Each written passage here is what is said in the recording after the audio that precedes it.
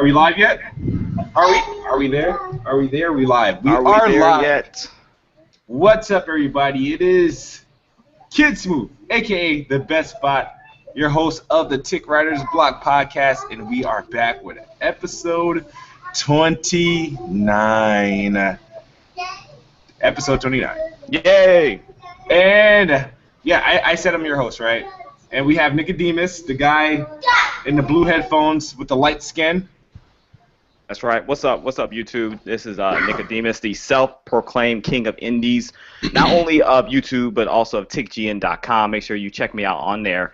And I'm also the associate producer of the Writers Block podcast. So I'm here today, and I'm ready to entertain you guys and be entertained. So you're going to entertain yourself? Or like I'm going to entertain you guys, the viewers, and I'm going to be entertained by you guys as well. Oh, okay. All right. Fame! I'm Fame. That is sad. That is sad. That is sad. What is wrong with this man? I'm liking the energy. I'm liking the energy. Oh, jeez. I'm Fame. Fame, we're happy for your presence here today. Can't you tell? Hell no. Fame, you know we love you. Nah, I don't like you niggas today. Okay, whatever. We can fight about it after. I don't give a damn. Good. And we got Demigod Reviews here. What's up, man? Hey everybody, Demigod Reviews here for the podcast, here to talk about games. And play games while I talk about games. So let's get this gameception going. And we got my man Undead. Congrats, man. Congrats, Undead. Oh, yeah. Thank you so Congrats. much. Baby number 2. And That's birthday all in one weekend. So I am tired and cranked on like 3 Red Bulls right now, so let's do this. Excuse me, sir. Why are you not on camera? Get on camera. The man just had a baby. He's the real MVP. He's here. I don't care about that. I don't care about that. Get on camera. I need somebody lighter than me on camera. Get on camera. And our special guest, we've been, lobbying for this man to finally come here, and he is here. Whoa. What's up, PlayStation? Whoa. The council. What's up, J Bari? Yo, what is good, everybody? It's your boy, J Bari. You know what I mean? Here to give you guys, some entertainment, talk about some gaming, and let's talk where no man's sky should really be. Oh. But, yo, it's a pleasure you guys inviting me on here. Definitely do appreciate it. Big shout out to you, all the TiC movement guys out here in these gaming streets. Definitely like what you guys are doing. Keep it up, man. Yeah, so it's it's a good day. I'm glad to have you here because none of us were actually interested in No Man's Sky, so we just brought you here so you can talk about that crap. So Utter disrespect. just to be honest. The disrespect is high. I was going to say, the disrespect to this podcast is insane. So, Nicodemus, what we working with today? It's a big show today. It's a lot of things going on. Yeah, we got a big show. We got a special guest that actually finally got somebody on here that actually plays games. So good job with that, Kid Smooth. What does that mean? What? You brought a guest on that. Finally, you brought a guest on that actually plays games. So wait, did we just insult Jack Move on this too then, or like? You guys are so slow. I do that all the time. I've insulted every freaking guest before us. Jack Move is that dude that plays the game. Yo, Jack Move chases platinums, bro. Yeah, Jack Move, that's a point of contention. You know what I mean? Yeah, Jack plays games. I do that all the time. You guys are so slow. Anyway, let's get this thing going. So today we're going to talk about PS Now going to PC because people seem to be shocked about that. So we're going to put some perspective there. Xbox One, they actually won NPD, so we're going to talk about that at the request of Kid Smooth, who's very happy about this. And Titanfall 2, we're going to touch on that, what concerns we got, what we like, what we don't like about what we've seen so far. And, of course, No Man's Sky impressions. Got Bari up in here. He is the expert along with Demi. going to tell us about that game. And then, last but not least, we are going to talk about the game that took us the longest to beat this generation. So, yeah, it's going to be a good show. Let's go. All right, so what's everybody playing right now? Playing some trash called 7 Days to Die. At least you know what it is. So tell everybody why it's trash, Demi. Like, tell us why it's trash, bro. It's poorly optimized trash. Frame rate dips. When people get online or you get an achievement, it's frame rate dips. You loading in the world, frame rate dips. You trying to run from a zombie, frame rate dips. I've never been dipped so much in my life. That's a damn shame. Trying to run from a zombie, frame rate dips. Did you get killed by a zombie because Yes. it dipped on you? Really? Oh, that's Man, terrible. the worst part about that whole game is when the frame rate dips, the game doesn't lag with you. So the zombie will be like 20 yards away, and then you're like, I'm cool, frame rate dip. It's right sitting there bashing you in the head. You're like, oh, This well, made- game over. This made by Telltale? It's published by Telltale and it's made by a company called The Fun Pimps. And it's bad, but it has good things behind it. But it's The so Fun bad. Pimps? Say Yeah. no more. Say no more. Say no more. What type of studio is that? The Fun Pimps. Hey, one day they're probably gonna make a game want to work with us, man. So So, Demi, you think they pimped you to buy the game? yeah, because I bought this on release and it's still bad. Oh God, I bought this day one and it's still terrible. I got played. I got pimped. So that's what you invest all your time into right now. I'm about to cry. I'm not going to tell you, I'm not going to reiterate my suggestion on air, but you need to take my suggestion that we talked about, sir, and move on. I just need clips. I'm going to go next because I'm the lightest guy here. What? So, yeah. Yeah. So I'm still chucking away at that Headlander. I'm at the last level. I've been like procrastinating with it. I should beat it by now, but I'm at the last level on that. I tried a game called Blue Rider. It's another indie game. You know, I tried that out, tried a demo for it. I don't like it, so I will not be buying it. I also played Halo 5 a couple of days ago, I think. Right, Fame? What was that? Halo 5. When did I play it? Was that a couple of days ago, sir? What's today? Tuesday? So Saturday, yeah, Saturday. Saturday, this weekend, right. So I actually got a chance to play that. Pretty good, really, really good. It was fun. I only played for about like 30 minutes or Yo, so. I ain't gonna front, like them dudes made like Xbox gamers look real bad, bro. That's your first time playing it, and how you what at the bottom of the leaderboard? I was like, I was never at the bottom, right? You was playing against some straight garbage. Your teammates was trash too. Bro. Yeah. Like, that was horrible, bro. I'm not surprised. I was never at the bottom, right? I was like the lowest I got was second to the bottom on that joint. But yeah, man, you was negative. I mean, which is what's to be expected, but I didn't expect other dudes in your team. Like the other team, it's like everybody you went against was like cold, but your teammates was just trash. I couldn't figure it out. All the time. Yeah, well, I think you did have one good team at one point, like one match, and that was it. The rest was just bad. I know what them dudes was doing. Fame didn't want me to talk bad about the players on the chat. He kept telling me to stop saying bad things. Like I kept calling them trash and they suck and all this, and he was getting worried that I was going to mess up his rep. He gonna drop my rep. Yeah. So it was fun though, real clean. Definitely looking forward to playing more of that. And I actually got a chance to play. Most of my time was spent on indie games. Halo 5 was the primary reason why I went over there to play, but I could not resist the indie games. I finally got a chance to play Ori. Definitely enjoyed that. I couldn't stop playing that. And then the game called Zeros as well I was playing. So those are really all the games I've been playing this week. Mega Coin Squad, which was that's the one. Mega what? What's it called? Mega Coin Squad. Mega Coin Squad. You play that? Jay Bari? Nah, I have it on my PS4, but I haven't played it yet. It's pretty dope though. I couldn't remember the name of the game. I was trying to tell Kid Smooth what other indie game I played on there. Yeah, Mega Coin Squad. Yeah, Ori, one of the best games on the Xbox. To be honest with you.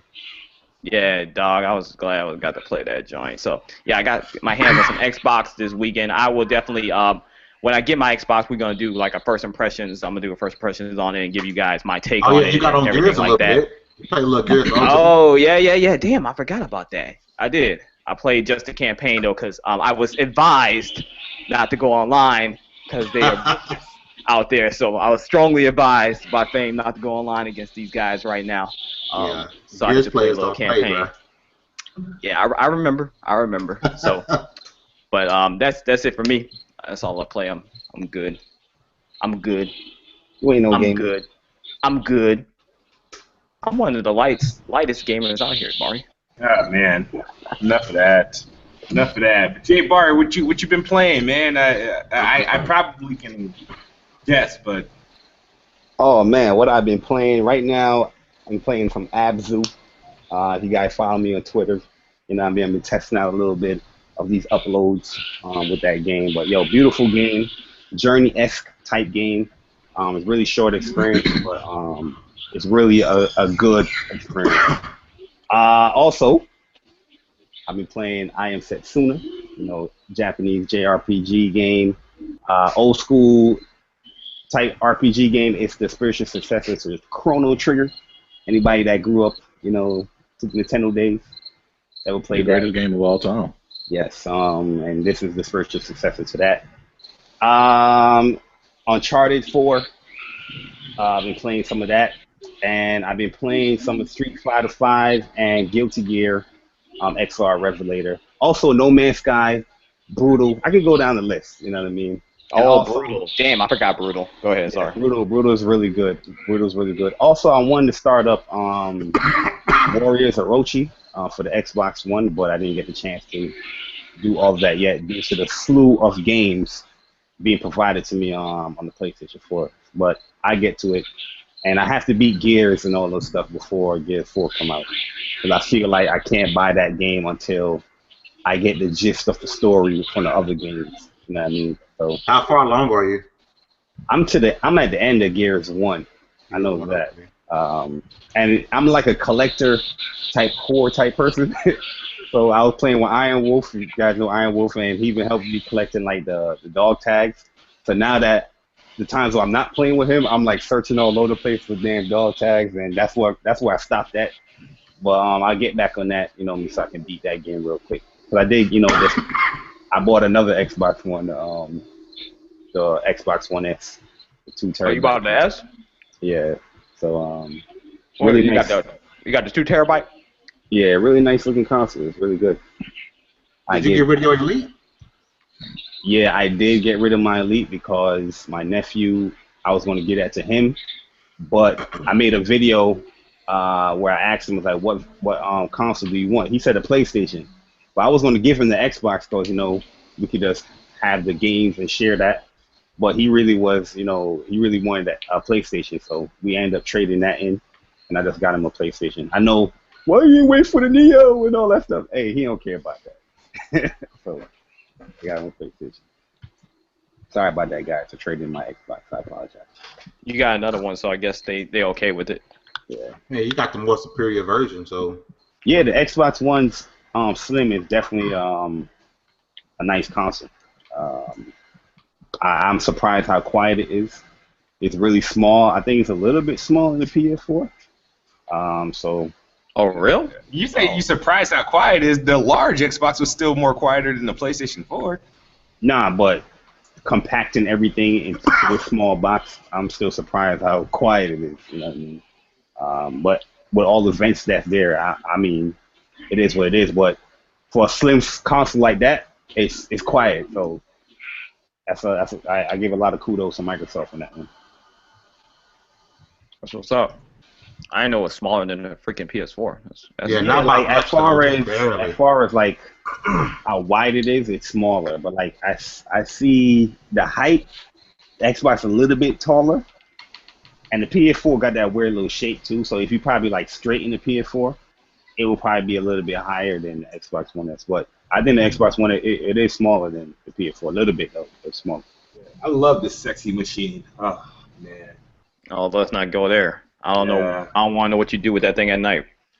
And this thing has a shape. But anyway, Wow. Whoa. the games I've been playing, I've tried to play WWE 2K16, and I realized it's just never going to be the game of the past. It's not going to be SmackDown. It's still going to be this simulated 2K piece of trash. So I'm going to uninstall it tonight. I booted up Beyond Good and Evil. So far, liking. Well, see, I can't believe I haven't played this game before. NBA, I retired. I'm retiring NBA Live 16. What? I jumped into like Ultimate Team and stuff like that. That was like round of applause. Yes. That man a clap, man. Yes. It was the round last of applause. Ultimate Team was the one thing I really didn't really spend too much time during my year with NBA Live, and so I jumped into that, and I was like, all right, this is obviously a cash grab. So I was like, but I'll play it again when Nicodemus gets his Xbox, because that's a game he has to get. One of the games he has to get. Ain't over yet. It ain't over yet. We'll find out September 7th. But so NBA Live, I probably won't play again, but I was playing that over the course of the week. I also booted up Dead Island, the definitive edition. It's been on my hard drive for a little bit, just never touched it. And yeah, I think I've been doing some collectible hunting in Quantum Break. But yeah, so that's really about it. Otherwise, it's been multiplayer between Halo and Gears. I jumped back on those just to try to get myself ready for this battle with Fame and Nicodemus. So, and then Gears, I've been just playing just to get myself ready for Gears 4. This man practicing. This man over. It's not practice. It's not practice. It's a quick run. You know what I mean? So, you getting nervous. Ain't nobody nervous over here. Yeah, you heard I was over by Fame checking out Halo 5. You getting nervous? Yeah, is that why he didn't allow you in a party with me? Huh? The man needs to focus. You were practicing. Yeah, fam. I was practicing. I didn't have time for chit chat. I had time for chit chat, so had to get back to it. Man, so Undead. Let's see. Beat Gears of War Ultimate Edition. Woohoo! Took you 3 years. Wow. This guy over here. Well, we got the answer to his longest game. In my defense, I've owned Gears of War Ultimate Edition for a grand total of 3 weeks, so everyone can get off me. Reinstalled Dead Rising 3. Gonna try to give that game another shot. Trash. I got. Hey, if you ever want to run that co-op, let me know. That I'm always willing to go back to Dead Rising 3. All right. Bought Song of the Deep for a whopping $9, so I'm gonna give that a shot. I'm jealous. Cool game. I've been wanting that game. I'm really looking forward to that game. Yeah, and running Halo multiplayer with a couple of friends, but I spent most of my week in the hospital with my wife, so I didn't play a whole heck of a lot this week. Nice. Sound like you played enough, but congrats once again, and looks like you practicing too, huh? Hey man, just leave No. I should have specified. I'm playing campaign right now. I'm not playing multiplayer.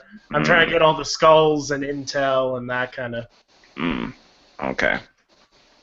What'd you say about Dead Rising, Bari?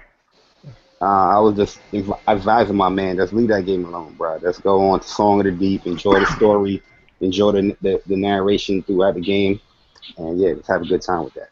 Oh, yeah, and I'm also excited to announce that a PS4 will be joining my household in the second week of September. So there we go. Round of applause. There we go. That's what I'm talking about. Come on home. By September 29th. So. Come on home, everybody. Come on home. He said everybody. All right, so now there's some things that happened this week. Some news. Some not really breaking news, but I really want to know, and Jay Bari, I apologize if I have not caught any of your videos on this particular subject. I'm still recapping. But PlayStation Now, obviously, is supposedly, I don't know if it's confirmed yet, but I always thought it was going to happen eventually, but looks like it's going to be making its way to the PC. And that is has everybody talking.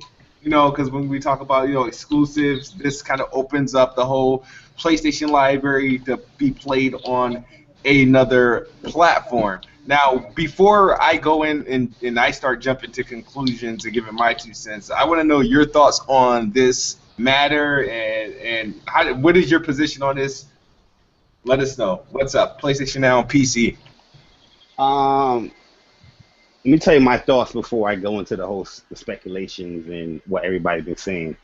I personally think it's not going to be on a PC platform due to the fact after the fiscal year and how Sony was saying that how their business plans is going to stay the same as far as how their games is going to stay on PlayStation platforms and stuff like that, and how how Microsoft was changing up their game plan as far as putting their stuff in PC and PlayStation, saying no, we're sticking to our game plan because what is happening. It's actually working for them because PlayStation is actually the driving force in Sony right now.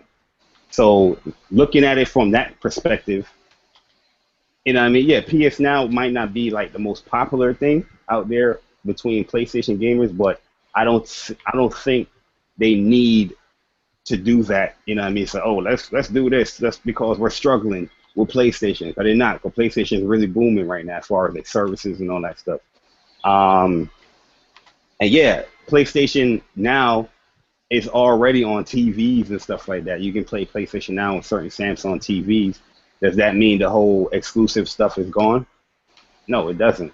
Because a lot of people not understanding what PlayStation Now is. You're not running the games locally on the PC or the TVs or even the PlayStation 4 or whatever device is on.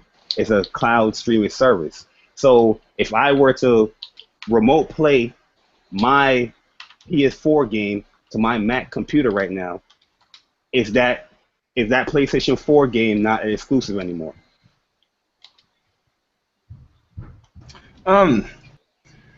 See, I understand. I get both sides. I understand now. My thing about PlayStation Now, one, I'll be surprised if it didn't go to PC. Once I seen what they were doing by putting it on other platforms and TVs. Hold on. Yikes. Uh-oh. Lay it down. Well, But nah, I mean, if it goes to PC, that's wasn't that part of the plan though, for it to go to like every possible avenue? I Like, never. They I said never that heard originally. it. I know people say that, but I never heard that. I know a lot of people. They didn't specifically say PC, but I do remember them saying they're trying to get it to like as many platforms as possible. Just because that's the type of service they want it to be. Yeah, I think they said they try to expand it and stuff like that, but I never heard them specifically say the PC. But at the end of the day, how is this big news to anybody? Because from what I'm hearing, people hate PlayStation Now. I'm the only one that really talk about PlayStation Now. You are the only one that talks about PlayStation Now. A good service and what it offers. Everybody hates it. PC guys, Xbox guys, Nintendo guys, they say it's a hard. I mean, just to save face a little bit, I mean, I gave the PlayStation Now a positive review. I have a popular video where it says I think PlayStation Now is a PS4's killer application. But as far as it being like available on PC now, I don't. If PlayStation Now comes to PC, it's not. I don't think it's like a thing where you say, okay, PlayStation, this game isn't exclusive anymore because it's on PC, because it doesn't work that way. Just like you said is you're going to be running on a subscription service, and it's not like you're going to have the option to edit and mod and freaking change the performance of these games. They're going to be running their same old performance. Why can't you do those things with PlayStation Now? You can't do that on a PC. You can't because you're not playing these games natively. Yes, because what is PlayStation Now running from? Customized PS3 servers. They took the PS3 and they turned them into servers to push into certain hardwares by the cloud. So the game is still running on a PS3. If you want to technically look at it as far as is it losing exclusivity? What to you is a game losing the exclusivity? Is it running on the game locally on a certain platform or hardware, or is it running through the cloud? You know what I mean? Can that still consider being I guess the argument is people like how they say the Xbox owners is that, well, now I don't need a PlayStation console to play certain games. Now, there's not PlayStation 4 games there yet. They said that's eventually it will happen, but that will be the argument. You know what I mean? They won't run any better. They'll run probably worse than what they would natively run on your PlayStation 4. Like no, if you take a PlayStation 4, play Uncharted 4 on a PlayStation 4 as a natural game, right? Or play it through PlayStation Now streaming service. Yeah, but is it going to be? I can't say is it, because even when I was playing the PlayStation, and I was enjoying the games I was playing on PlayStation Now, but I can tell there was a slight downgrade. There was a difference. It didn't look as good or run as better as it would if it was on like the PlayStation 3 when I was playing like God of War. No, it would never do that because you're running the game through your internet, not locally from the actual hardware. But I never heard anything about PlayStation Now is going to have PS4 games. PlayStation Now is supposed to be the answer to backwards compatibility. It's not backwards compatibility. It's not better. Because I know when I say that, people's going to be like, it's not better. It's not better. But I'm not saying that because the PS4 couldn't do backwards compatibility, so they implemented. They bought Gaikai. They thought this was going to be the mega hit. And what PlayStation Now is supposed to be bringing PS3 games, PS2 games, PS1 games as a streaming service and upscaling it to like 720 and adding trophies towards that stuff. That's why it's taking so long for the PS2 and PS3 games to hit that service. But I never heard anything about PS4 games being on there. Nah, I never heard that either.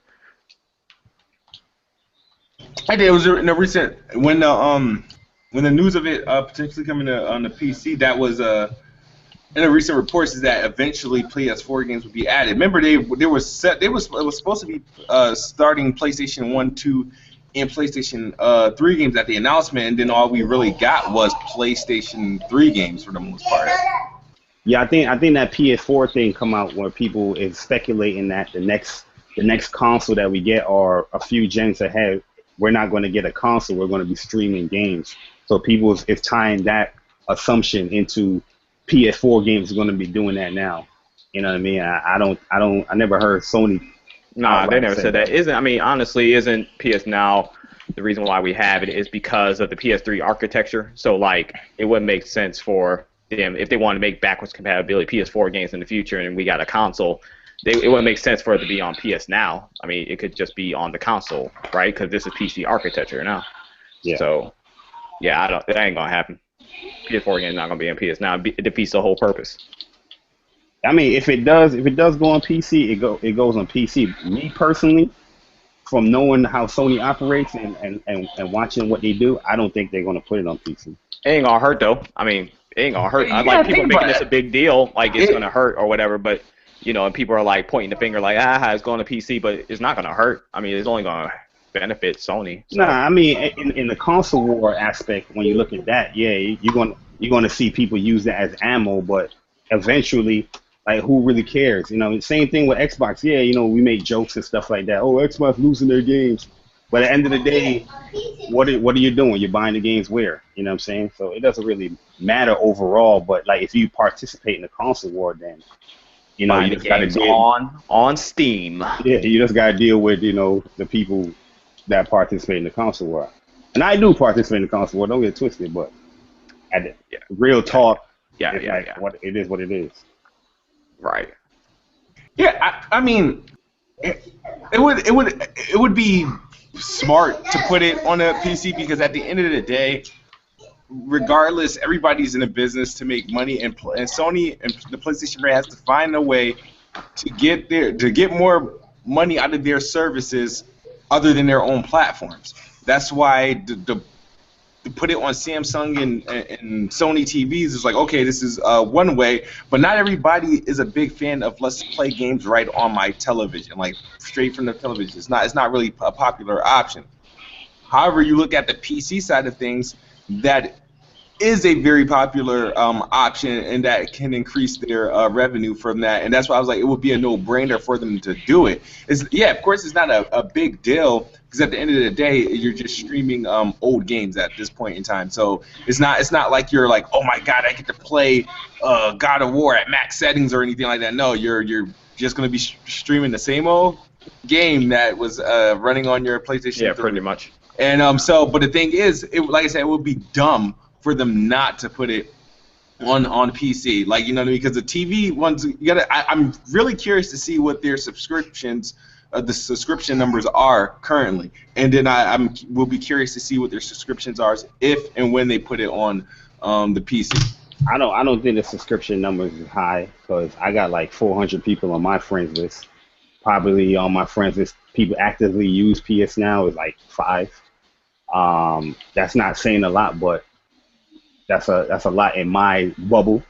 PC guys, PC guys don't really care about having to go to another platform because now you're in a different ecosystem playing PS Now games because you got to be tethered to PSN using their trophy system and all that. These games are not going to be linked to like Steam or whatever people are already used to on PC platforms.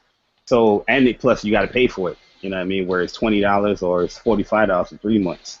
You know what I mean? So I don't really see PC guys really excited for it that it's coming. It might bump subscription numbers because, you know what I'm saying, you might hit some type of market there.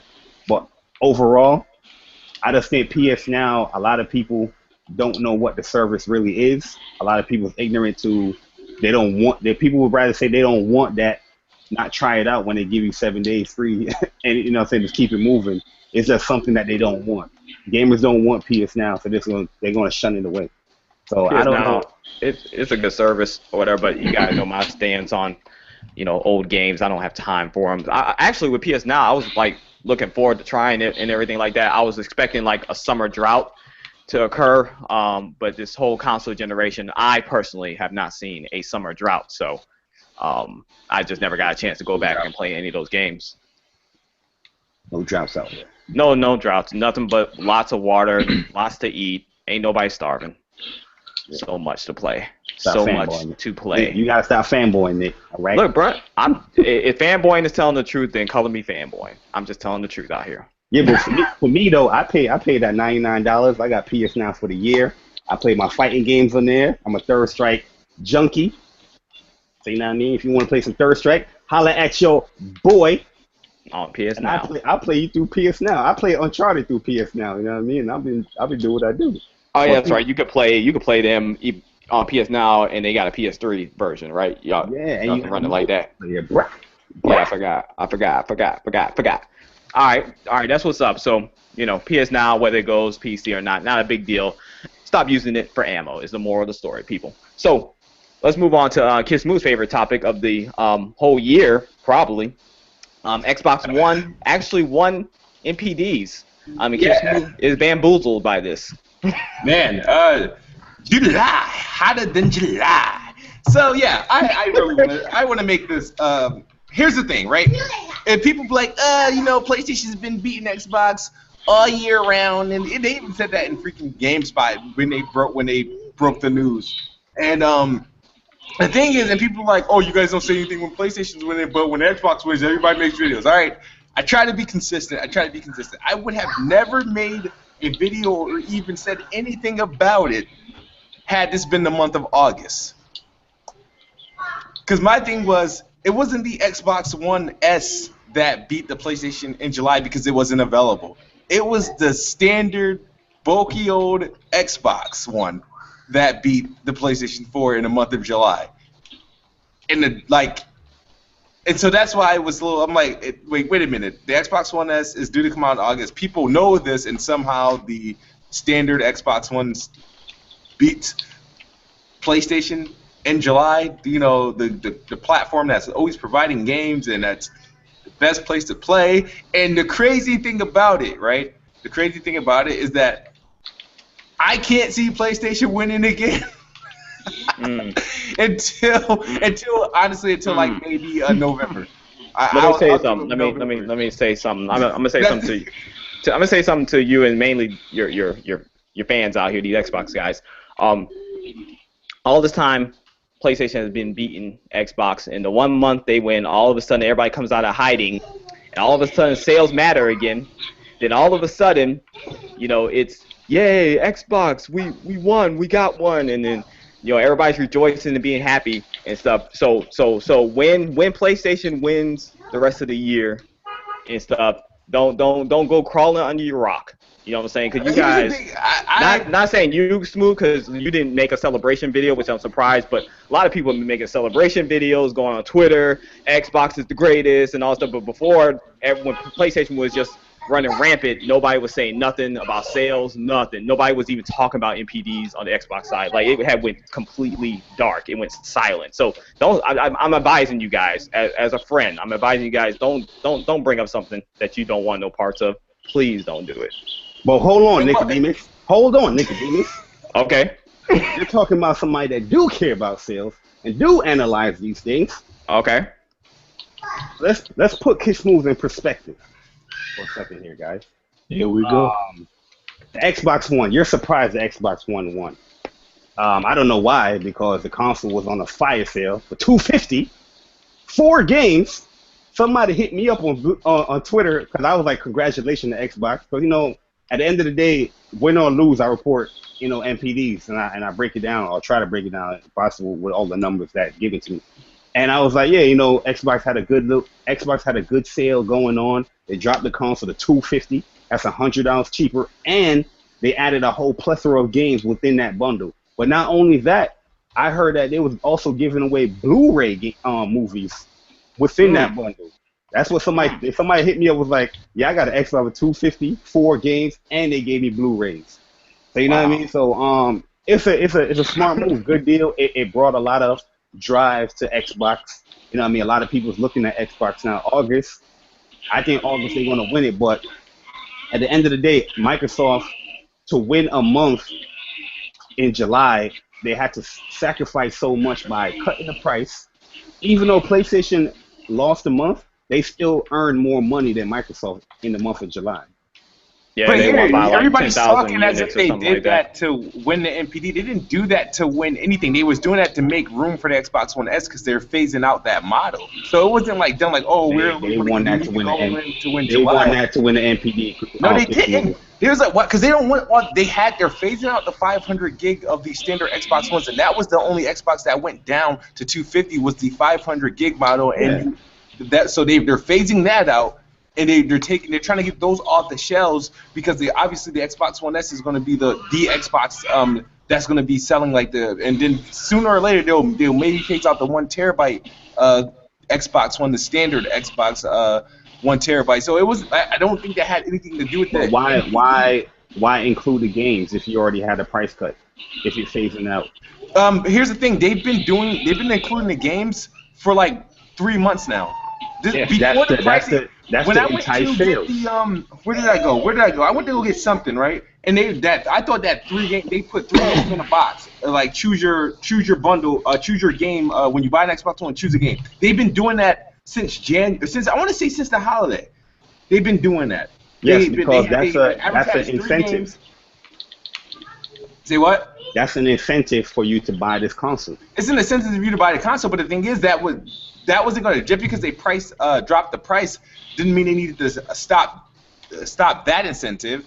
But what they really did was to really get rid of one SKU so they can add another.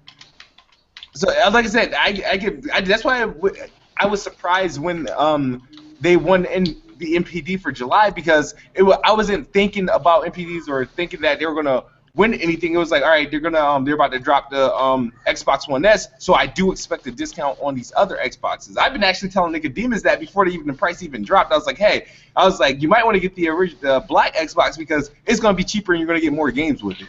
I was like, the Xbox One S, I don't know if they're going to give you any games with it, and you're going to pay $300. And that was before the discount even they even got a discount.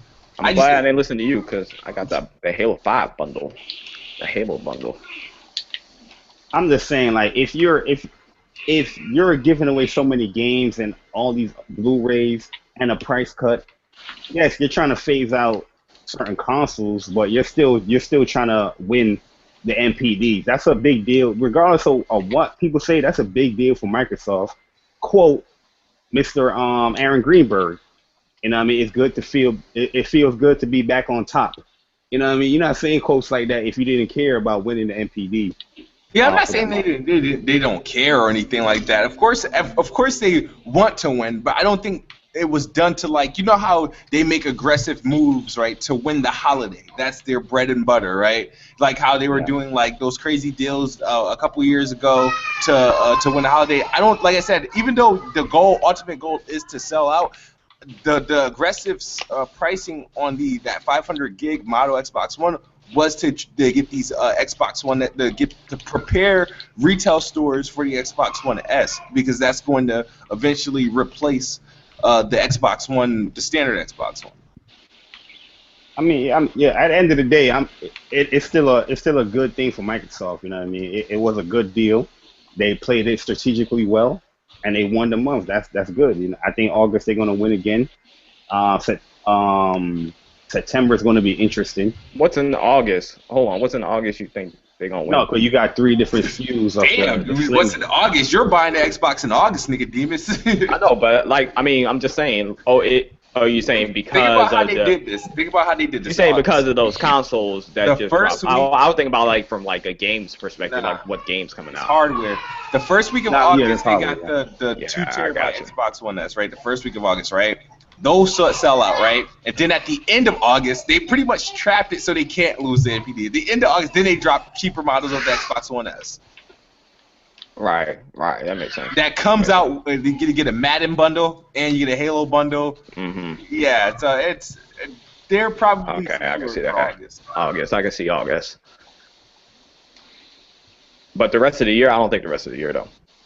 We can talk about that later. I don't think straight the rest of the year. I say they can 3-peat July, August, September. No, 4-peat in October, and in November they'll probably. No, I don't see Xbox winning November. I don't see them winning December. Yeah, I didn't say November, December. I see them doing August, September, and October. Yeah, October I could see. I don't see them winning September either. I see them winning October possibly. You got Recore, Forza Horizon 3, and off the heels of I'm thinking about the end of August of those Xbox One consoles releasing and that trickling into September. So. Yeah, but also you're going to get a lot of news from PlayStation as far as what they're doing with their new iteration consoles. So you might you'll get PlayStation news, but is that going to increase PlayStation 4 sales if we're going to hear about the Neo? I'm thinking you're going to hear about a price cut to 300 pretty soon. But even though PlayStation hasn't really done any price cuts like that, it's still selling pretty well. You know, Xbox, they won by what, 10,000? Yeah, 10,000. Yeah, they're still selling pretty well for a console without no price cuts. That COD bundle is still selling really good on Amazon. But big congrats to Microsoft though, man, for real. Yeah, congrats to Aaron Greenberg and Phil. I know they're happy, still drinking champagne over it. Awesome. All right, what's our next topic? Speaking of garbage games, let's talk about Titanfall 2. Wait, did you just open the what? Wow. Yo, Fame in here? Is this Fame's man? Yo, Fame, Demi, get your mans in them. Yeah. No Fame, That was a little reckless, man. That was a little reckless. Well, yeah, that's how I feel. Until you guys convince me of. Well, hey now, let's tone it down here, Nicodemus. You should be happy with Let's tone it down. You're over here playing video games. You ain't worried about us. You're not even making eye contact right now. What are you playing? Focus. Tone it down. You toned it down with the button presses, sir. Well, sir, let me pause my game and let you let's tone it down here. Just because it's not a platformer and it's not side-scrolling, wow. I mean the game is trash, sir. Wow. Indie lives matter. Indie lives matter, guys. Indie lives always matter first and foremost before. But let's rewind it. Did you play Titanfall 1? Yeah, I did. I tried it. Like my friend of mine was hyping it up. He got the collector's edition and everything. He was hyping it up. He said, "This is the reason why you get an Xbox One, Nick." So I went over to the house, checked it out, and man, I couldn't stay entertained. Like I just couldn't get with it. It was what part of it didn't entertain you? The smart pistol wasn't smart enough for him. Nah, fam, I don't like stuff like that. Nah, I don't like clutch stuff like that. Like I played Killzone, so that should give you an idea of the type of game that I like. Wait, zero to no aim assist, stuff like that. I like stuff like that. So no smart pistol, no gimmicky stuff. I don't really like all that. Honestly, but yo, Nick, you know it's how funny that is. How a lot of people want these hardcore shooters and games that's not so easy like COD, but they ignore Killzone. But the thing is, they like Battlefield, but they don't like Killzone. It's kind of like the same kind of format. Just one is more space kind of shooter, same kind of class-based shooter. I don't understand people. I think people. I don't know. Killzone was bare bones and just straight and to the point. I love Killzone. Oh, no, what I say. Class-based shooter. What I didn't like about Titanfall, honestly, when I played it, was just those drones, those bots. I didn't like that aspect of it. Also, I don't know. I just couldn't get with the multiplayer in general. Just climbing on the buildings and then jumping in the Titan. I didn't like that. I didn't even like the Titan gameplay. I didn't like that. So, yeah, I mean, I just didn't like it. I wasn't feeling it. It also, I'm gonna just be clear too that it may have something to do how much my friend was hyping it up and stating that it is the game to get an Xbox One for. That kind of turned me off. I hate when people do that crap. So I probably went in slightly not liking it, and then when I played it, I really didn't like it. So I'm gonna check this one out. It's got a story and stuff. I heard. I like stories, so I'm gonna check it out. I might. I ain't gonna buy it day one or nothing like that. But don't lie, your friend told you the truth. I mean, it is the game to buy an Xbox One for. I couldn't feel it, bro. Again, it wasn't supported like how people wanted it to do.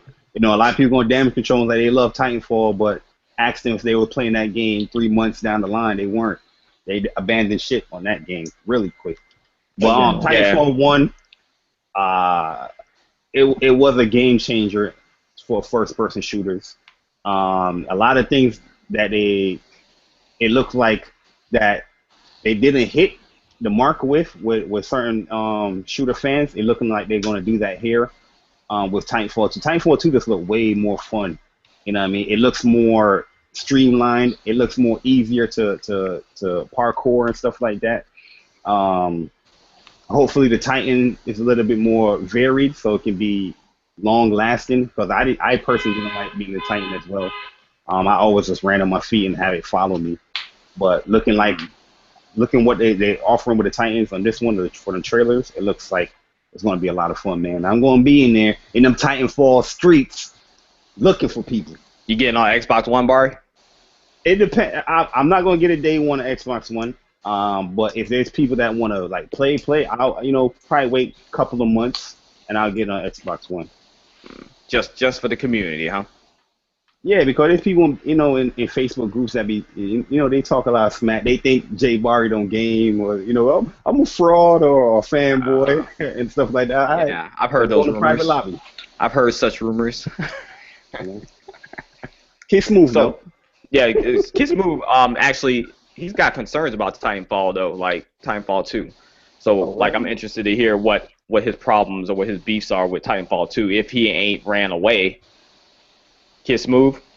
Yeah, I'm about to say we're gonna skip this segment, bro. The thing about Titanfall is just that I don't know. I've just been a bit weary of it. Guys, I was a big fan of the original Titanfall, and it's just that with this one, I feel like they finally starting to show information, but it's starting to just look corny. And I guess I'm not seeing what I want to see in the game. Is it because of the story? With the story, with the multiplayer, with all of it. It just doesn't look interesting. Now I still got my copy pre-ordered. I'm still doing like the deluxe edition, whatever it is, because I did that with the first one. I'm a fan of the game. It's a new IP. I enjoyed it, and I'm just hoping that the folks over at EA don't screw this up. The thing is, even though EA was the publisher of the last Titanfall, I felt like Respawn and Microsoft still have more control of like the game, and that's why it was so community friendly. But I feel like now with EA running the ship, it's gonna be EA, a EA game, and I don't really trust. Can I ask you a question? Yeah, what's up? Is it looking unappealing because it's being marketed on PS4, sir? I have not even seen the marketing. I've just been watching like trailers and gameplay. I didn't even know it had a marketing deal with anybody. Yeah, it's all the gameplay and everything that you've been watching is on PS4. The tournament That's that they had today is on PS4. he's subconsciously turned off by it and No, doesn't I even know didn't. I why. didn't know that. I didn't know it had a. I didn't know it struck a marketing deal with anybody. I've just been looking at the game to see how much is going to be better over the first Titanfall. See, the thing is, I didn't come into mind with looking at Titanfall 2 as, oh, it's going to PlayStation. I was like, all right, it's Titanfall 2. This was my favorite shooter in 20. This is the game I thought was the best shooter in 2014, right? So my thing is, I still have my wish list of all the things I hope would be in the Titanfall 2, and that's I'm looking at the game for the things that I thought the first game should have had and where was missed opportunities and stuff. Yes, they answer all of our questions about having a campaign, right? But the thing is, my thing about my caution with the game is probably more based on because it's EA like running the ship versus it being Respawn and it being like a community-based like game. Yo, but one thing I like what they're doing is that they have a series on YouTube explaining how they're doing their servers and everything. They seem to be doing something better than what they're doing from the last game, from what I'm watching. When it comes to their servers and how they're doing the multiplayer, you got to check. Well, when it came to the servers, there's nothing to compare it to because the servers they were on now, there was before they didn't have any issues on their servers. No, but no, not from what they're saying. They're doing a new technique as far as getting people in matches quicker, linking people up with actually full lobbies. Because that was the issue with Titanfall. A lot of people dropped from it, and you would get into a game and you'd be like 2 people in your team, and they got a whole team on their side, and it was just like, oh my god. Everybody matches you dead on arrival, bro. Yeah. So they're fixing those issues. DOA. But that's the thing that I don't like though is like, and that's what happened with like Call of Duty. It's like, was it Call of Duty that did that? It's like when they do strike these marketing deals, it's like, oh my god, you get to play it on like the PlayStation. Like this is gonna be, your experience like. This is how it plays on a PlayStation. It's like, well, damn, it's a fucking shooter. Like, you know what I mean? Call of Duty, it's going to be Call of Duty no matter where you play it. If you're playing it on PC, PlayStation, or on Xbox. Titanfall, I guess they're catering to PlayStation fans because EA felt they missed out with the first game. But I'm just curious to see how many people will now enjoy playing with bots and enjoy like parkouring because a lot of people denied Titanfall. And the fact that it revolutionized first-person shooters. Why do you think we're getting all this parkouring and like these and boosting and jumping so high in games? Is because of games like Titanfall, and that's the primary reason I'm looking forward to this game because I felt like Titanfall did all those mechanics the best, and I don't mess with games like Call of Duty because I don't like Call of Duty because it's imitation of what Titanfall did, and it doesn't do it properly. And the thing is, like I said, I'm concerned. Me being concerned with Titanfall, like I said, is primary EA thing. Because they're testing new servers and stuff. They say all this stuff, but a lot of games they say, yeah, we got this hybrids and we're doing this and doing that. And then what happens on launch? Something happens. Now the good thing about Respawn, they're doing like these stress tests where they want us to break the server by getting many people on the servers as they can, but. Let's be honest, they actually did that before Titanfall 1 came out, and they advertised it the same way, so that is nothing new. You know what I mean? Hopefully it's successful, and we don't experience any issues and stuff like that, but I'm not going to buy all the PR talk with the game. Like I said, we're dealing with EA. They're the publishers of the game. They got the money in it. They're going to be the talk of it. Yes, Respawn, there's some gifted developers there. They're good at what they do, but at the end of the day, they can only do so much with EA in their pocket. So,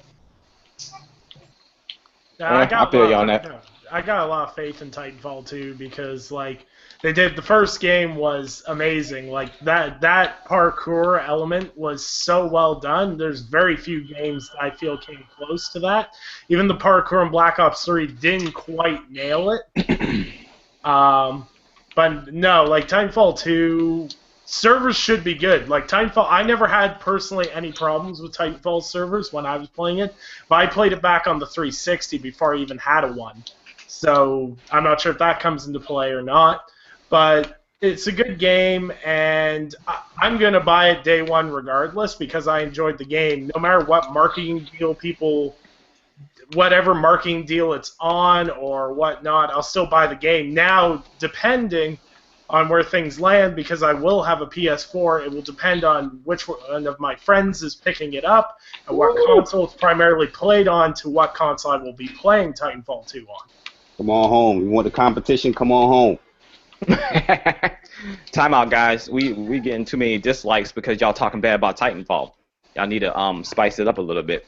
Talk about how Titanfall gonna be game of the year and stuff. Titanfall is the best game this generation. There we go. There's a like. Hit the like button. Hit the like button. You heard it here first. You heard it here first. The thing is, I'm not a big fan of first-person shooters on PlayStation. That's why I was like, anytime a third-party, a multi-plat first-person shooter game comes out, and then having the option to buy it on PlayStation or Xbox, I would 9.5 out of 10 times get it on the Xbox. That's where all your friends are. That's why. True, but then the controller just is a preferred controller for freaking first-person shooters. It's just like it was just meant to freaking work. Like where I feel like games like, for example, like if a game like Quantum Break, I'm gonna save my comments for after I get. Let's say a game like Quantum Break was multi-plat, right? I would more 8 out of 10 times get that on a PlayStation if it was multi-plat, because I felt like it just works better with a DualShock 4. It just seems like it's not like I don't know. It's games like that and Tomb Raider and stuff like that. I would prefer to play on a PlayStation. Yo, a shout out to Titanfall Princess. She's serious, bro. She hit the dislike button because we were talking bad about Titanfall. Now y'all said it's the best. She just hit the like button. Like, she is serious about Titanfall. No disrespect, Princess. No disrespect to you. That's what's up. People are serious about their games. I can respect that. The like button matters. Like lives matter. Definitely. Facts. All right, so it's so what we got first? Is it almost time for Demi's corner? It is. It is time for Demi. Wait. We're supposed to do No Man's Sky. We gonna do No Man's Sky first? Yeah, we're gonna do No Man's Sky first. Okay. Well, let's rewind that. Okay. Yeah. So sorry for technical difficulties. No Man's Sky. So we've got to listen to Jabari talk about this crap. I'm sorry. You're not going to introduce it like that. You're going to respect our guest. Respect our guest. Do the honors and properly. Thank you. Introduce the next subject. Gosh, thank you. So we are going to talk about the open world universe game, No Man's Sky, brought to you by Hello Games. Bari and Demi are the only ones who on the panel who can actually give some impressions of it because they played the game. So guys, let us know the truth about No Man's Sky. Let us know. That's why I like Demi, man. You know what I'm saying? Demi, you know what I mean? Demi's a gamer. He's a gamer. He is a gamer. I respect my man right there. Yo, when I ever see Demi in person, I'm going to just straight give him a nice little hug. You know what I mean? No homo. I might even kiss you on the cheek. You know what I mean? But don't take that personally. But he's the prince of indies, but he's a gamer. Yeah, you know. I always ask people this before I get into the whole Titanfall. I mean, not Titanfall. No Man's Sky, you know, speech.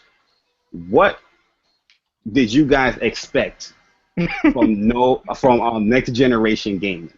Before you got the PS4, the Xbox One, what did you want from a game to be considered next generation?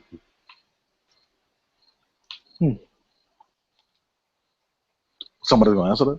Oh, that's the question for us? Oh, yes, shoot. Yes, what do I expect? All right, come on, that's a trick question. Do I expect, and for me, what I expect from a next generation game is better graphics and bigger worlds and smarter AI. Oh, damn. You just hit 2 on the nose right there. Yep, same with me. Better graphics. The smarter AI thing, I really expected that from what they were talking, but I haven't really seen it in too many games. And then, yeah, definitely like bigger open worlds. I was expecting that as well. You know, a lot of little other iterations of things we haven't really gotten yet. Maybe we'll be getting in the new update. Maybe the PlayStation update. But other than that, pretty much same. What about you on that?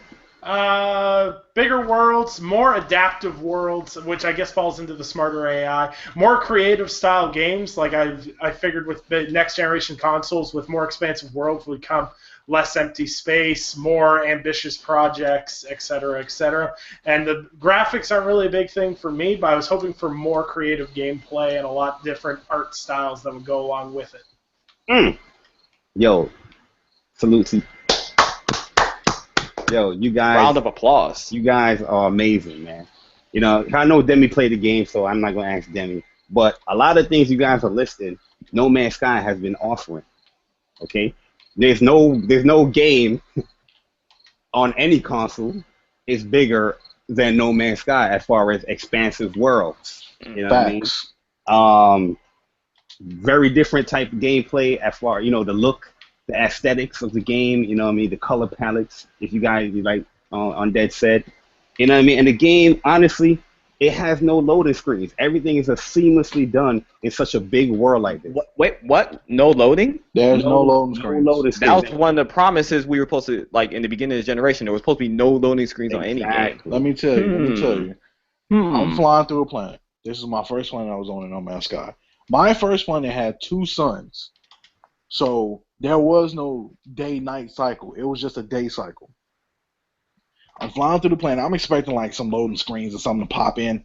There's no pop in, no loading screens. You see the suns going up and down in formation. Mm-hmm. You didn't have to wait for anything. You didn't have to, oh, this is gonna load. Only thing that you have loading is just another expansive universe around you.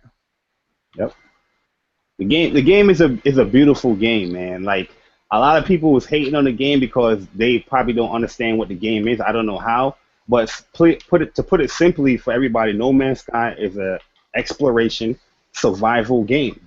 You know what I mean? You're exploring, and while you're exploring, you gotta survive. Like, you know, building up your exosuit, building up your ship so you can travel to other solar systems, and you're basically naming stuff. You know, discovering things. You can name them however you want them. You can trade. You can even fight. You can even fight spaceships if you want. I don't think it's the smartest thing to do if you just start the game, because you will get dropped by the smart AI. You know what I mean? But when I ask people those questions, and then I'm like, so why are you not interested in No Man's Sky? I can understand people might not like the aspect where it's a slower paced game. It's not like full-fledged action, and it's not giving you the story right away. Like, you know, there's other open world games like, say, Witcher. But Is there a story? There's a story, but the story is similar to like how a Souls game is, where you figuring it out as you traveling to different planets and Souls. Okay. You're figuring out what is the purpose or the history behind these alien races that you're gonna meet, or, you know, you're figuring out languages, and by doing all that stuff, you're intertwining all the stories parts, and you can follow like 3 paths as well, which I don't want to really spoil if anybody plan to get the game, but it's a really good game. Is it like a perfect game? If it's a 10 out of 10? No, it's not. It has its issues. There's certain things that they said that's coming to the game with updates. The next update is going to be pretty good because now you can actually build stuff with your next update, so that's going to be pretty cool.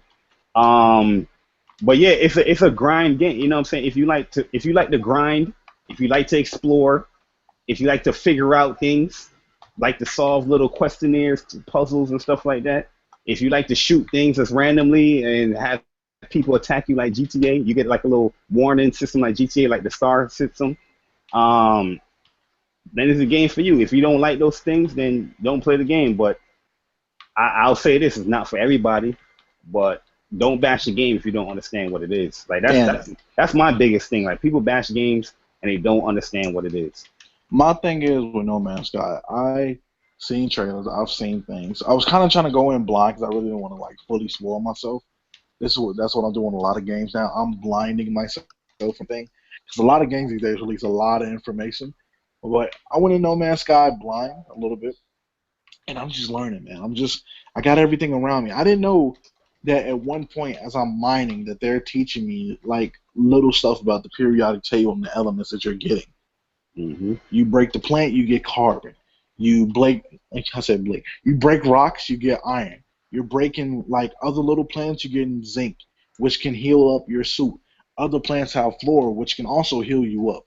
And then like, let's say you're breaking the machines down, and you're starting to get platinum. And then like they have other different like universal ways of getting certain elements. Like platinum was growing in a flower on one of my planets, and you had copper that was just one giant rock floating in the sky. Gold that was like little pieces on the earth.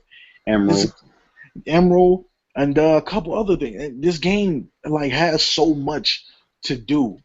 Like it took me 2 days to finally get off my first planet. I literally had to force myself. All right, I need to move around, get off this first planet because there's so much to do. You have monoliths where you can find information. You can go to shelters and talk to aliens, man. Get to know like something about them or help them in some kind of way. I messed up at one point in time. I had to reload my save data because I didn't heal one of the aliens and like he died. I was like, what? yo, yeah, it was crazy. I didn't expect that. And I think a lot of people would be turned off from this game because they don't see a whole bunch of action.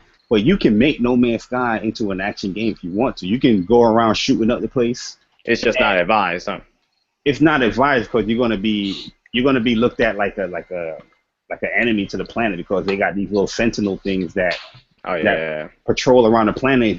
If you're going out there reckless, mining everything, there's gonna be like a warning thing, like you might earn 2 stars and 3 stars, and they're gonna come after you. And it's like so like if you upgrade yourself to enough to where you can go around and be a badass and stuff like that, you can be a badass. You can do that. You can be a badass. You can upgrade your gun to like a fully automatic, rifle, like how you see like a Killzone or something. You got grenades. You got all that stuff in the game. You can upgrade your shit so you can honestly, have artillery. To me, I've been following the game ever since they announced it at what's that show? Like 2 years ago, some game show. They announced it, some video game awards. That's what it was, video game awards. I've been following it ever since then, and I've been intrigued by the game just as much as they've been explaining it, and I've been investigating. I've been intrigued by the game. So, like this game, it sounds like, honestly, from what you guys are telling me, that it is something in there for everybody. But everybody is watching gameplay and stuff and seeing the exploration side of things and just saying it's trash. People who aren't into exploration games are looking into it and seeing that and saying it's trash. But you guys say that you can initiate combat. You can be basically a freaking space pirate if you want. You know what I'm saying? That's a lot of stuff that I think a lot of people would enjoy, honestly. But the thing is, this game isn't for everybody. I want people to like buy this game and not rip it. But if you don't have the intentions of being like a sci-fi type guy, I feel like this will turn people off. Facts. Because of the periodic table and stuff you were telling me about? Not even that. It's just this is a sci-fi heavy game. Yeah, it's a patient game. It's not like a quick, right? One thing you got to understand, you can watch somebody live stream, but if you get the game, your experience is going to be different because you might start out in a planet that's probably frigid, and you got to get out of there quick, like I did. Like I couldn't even explore my planet like that because it was 90-something degrees, minus 90-something degrees Celsius. So as soon as I get out of my ship, I'm freezing and I'm losing life support really quick. So I'm like, oh, I got to get out of here quick. Wow. Or you can be on a planet that's poisonous. You know what I mean? Like, it's so many different factors. It's so many factors and differences in like how everybody starts off. Bari had a planet that was frigid. I had a planet with 2 suns. Somebody else I knew was like their planet was just straight water. And you said on that planet with 2 suns is like daytime all the time, like it never turns night. It's a never-ending day cycle. Wow, that's crazy, man. I was watching live streams of this game back when it first came out. I really wasn't that excited for it. And then my neighbor and coworker both ended up picking up the game, and I ended up going over to my coworker's place for a bit. I spent 4 hours playing that game, literally doing what felt like I did nothing the whole time I was playing, but I had so much fun actually physically just playing, dismantling things, exploring. All the world variety, the art style I love. I love the art style of the game. And, like, I'm not even going to lie, the first day I get my PS4, I'm probably going to buy this game. And I never thought I'd say that from a week ago when it first came out to where it is now. And it's just amazing. It's one of those games you really got to play it to understand people's love of it. You have to. This is a patient game. Don't run in there thinking, all right, I'm about to blast everything up. You have to know your factions. You have to know. Watch out for the sentinels. You have to learn this stuff, man. There's a lot of questions in that game. You might land on a planet that is totally barren.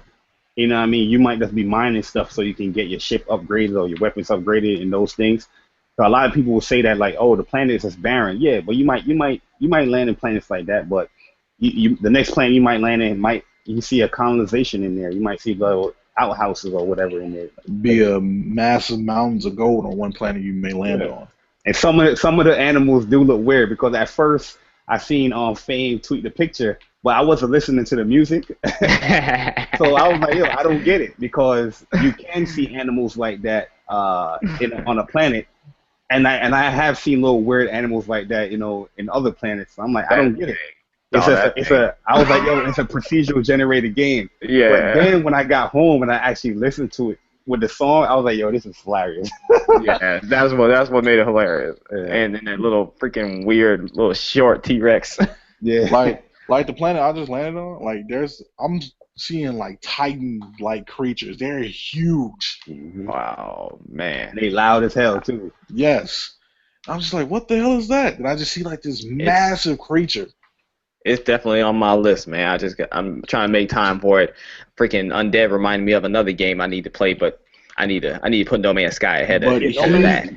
No Man's Sky gonna require a lot of time, so I know. It's not for everybody. I'm not saying the warning. It's not for everybody, but if you do have like some interest in sci-fi, it's my type of game. I already know that because I've been looking into it for years. So I already know what's up. I'm role playing in my head as I play this, so this is all my kind of game. Real talk though, like it's one of those games you're either gonna love or hate it. Like my coworker, like literally, I think he called into work twice last week playing that. I think he's got like almost 60 hours logged in already. And like it's just one of those games where if you love it, you're gonna like love it. It's kind of along the lines of like any other open world survival game. Like there's people that worship DayZ and games like that, but for other people it doesn't have that appeal. It's not going to be for everyone, and I'm not surprised it got mixed reviews. But for me, I like open world games. I like RPGs, and this game is like the most. If you like open world games, this is about as open world as you're going to get. Mm-hmm. So let's move on before we run out of time. Kiss move, get out the chat, and you got anything else you want to say about No Man's Sky before we move on? I have nothing to say about No Man's Sky. I was interested in getting it on a PC, but it looks like it was a crappy port, so I figure I'd hold back and just wait until they fix it. Come on down. All right, so let's move on over. We're going to get into Demi the God's corner real quick. So let's get it popping with the theme song. Oh God! He's the guy that plays all the games, whether he's at work or on the date. He's Demi, and this is his corner. He's Demi, and this is his corner. Demi's Corner, brought to you by Macho Man Randy Savage's Beef Jerky. Oh yeah. What's good? What's good to see, Demi? What's good, bruh? What's going on? What's going on in your head? I want to talk about what I've seen on Twitter last week, and I'm pretty much sure Bari and a couple of you guys have seen it. Are you throwing out names this week? Oh no, I ain't throwing out no names. I ain't doing it. Throwing out names? We don't do that on this podcast? No. Okay, continue. We grown. But continue. I want to talk about the hate that Sean Murray was getting for No Man's Sky, which leads into the unprecedented hate of games. Why are gamers so bitter? Why are gamers so bitter? If you didn't know, last week Sean Murray released No Man's Sky. Boom. The PS4 version came out, then the PC port came out later that week. People was getting at him, sending him death threats. Oh, this game isn't what you made it out to be. Coming at his family, posting his address up. Why? This man got death threats for that, and he got death threats because they pushed it back. Like, these dudes don't know what they want. Why? Bro. Why send death threats? This isn't the first time we've seen this. We've seen this with Rise of the Tomb Raider. We've seen this with COD when they started patching some guns. What is the point of doing this? Sad. I honestly think gamers are just not happy. You know what I mean? They don't know what they want as far as what they want to play. I don't even think certain gamers know what they want as far as what they like to play. Not just want what type of genres they like. You know what I mean? So to do stuff like that to developers is just it's a slap in the face to say that you're a gamer that loves this hobby.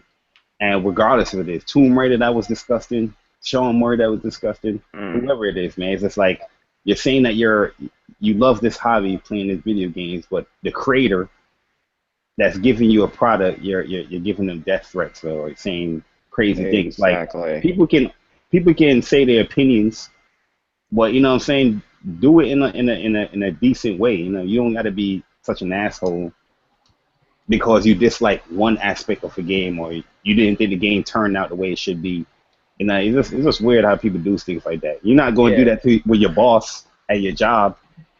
You know, nah, you're not gonna do that. You ain't gonna do that in real life. Your boss do something you don't like. You're gonna be like, you know what, boss? F you, man. I don't like you. You should die. Drink bleach. You're not keeping that job. Nah. These guys. I don't think these guys, like you were saying, like games. Period. Like, I don't think the gamers we call gamers even like video games. Like, I don't even think they're here for that. And then also, like, for me, I just don't see like why people want games to fail. Like, for me, I'm always like rooting for devs. Like, I'm rooting for like devs to do well. Like when No Man's Sky before release, their studio, it got flooded. I don't know if you guys remember that. Yeah, but it got flooded, and I honestly felt for them because they're a small indie team. I felt for them, and I was like concerned that the game had got trashed, right? And so it turned out they were able to recover the game, obviously, and get back on track with a minor delay. But like, I be rooting for devs, and I don't understand why people be like hoping for games to fail. Like, people don't think that behind the game that you're trashing before you even play it, just to be trashing it, that they got people behind that game that have jobs that actually are putting their heart and soul into the game. Like, people don't care about that type of stuff. You know what I'm saying? So, you know, I can't relate to these gamers that do that type of stuff, honestly, at all. And like I said, I don't think they're real gamers. I just think they just are on the internet just to hate. I don't think they like video games. I can't see how they like video games, honestly, because, like, I'm having the freaking time of my life. I'm not mad at all. That's why you see me smiling. That's why you see me smile a lot, because I'm having fun. So I don't get it. The day I knew that gamers changed was when I logged into Twitter one day and I was checking on Black Ops 3 news, and I see people coming at David Vonderhaar over the stupidest things.